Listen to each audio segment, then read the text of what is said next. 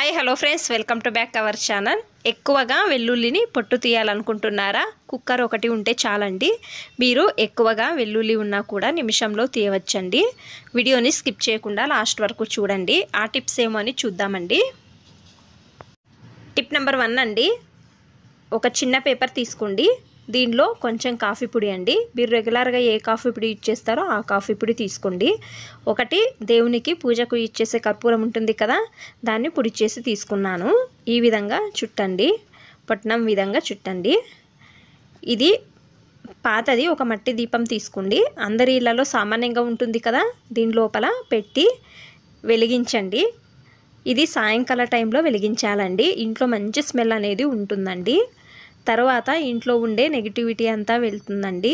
Coffee పొడి తర్వాత కర్పూరము స్మెల్కి బొద్దింకలు దోమలు రావండి. మీకు రూమ్ ఫ్రెషనర్ అవసరం ఉండదండి, అంత మంచి స్మెల్ అనేది ఉంటుంది. కావాలంటే ట్రై చేయండి. టిప్ నెంబర్ 2 అండి, పాలు వేడి చేసే టైంలో మీరు ఏం చేయాలి అంటే కొంచెము సైడ్లలో నెయ్యిని అప్లై చేసి వదిలేయండి. ఈ విధంగా చేయడం వలన పాలు పైకి పొంగిరావు. మీరు వేరే ఏమైనా పని చేస్తుంటారు కదా, పైకి పొంగిరావు. కావాలంటే ట్రై చేయండి.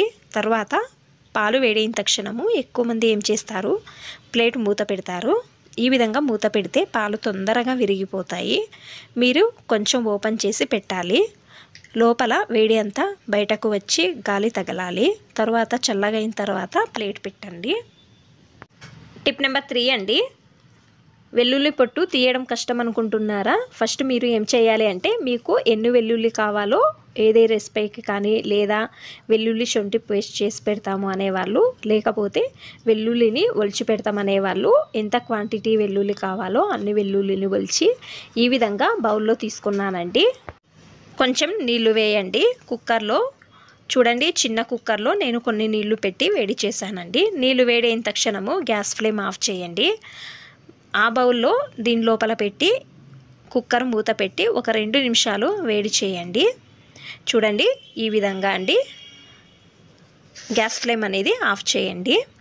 ఆ వేడికి లోపల ఉన్న వెల్లుల్లి కూడా మెత్తగా అవుతాయండి. నేను మీకు 2 నిమిషాలు అయిన తర్వాత చూపిస్తున్నానండి. ఆ బౌలు తీసుకోండి, నేను మీకు చూపిస్తున్నాను. చూడండి, పొట్టు అంతా ఎంత నీట్గా ఓపెన్ అవుతుందో. వెల్లుల్లి ఒలచడము ఎంత సులభమో అండి. కావాలంటే ట్రై చేయండి. చూడండి, నేను మీకు ఒలిచి చూపిస్తున్నానండి, ఎంత నీట్గా వస్తున్నాయో అండి. ఎక్కువగా ఉంటే వెల్లుల్లిని ఈ విధంగా పొట్టు ఒలచవచ్చండి. చూడండి, ఎంత ఈజీగా వచ్చేస్తున్నాయో కదండి.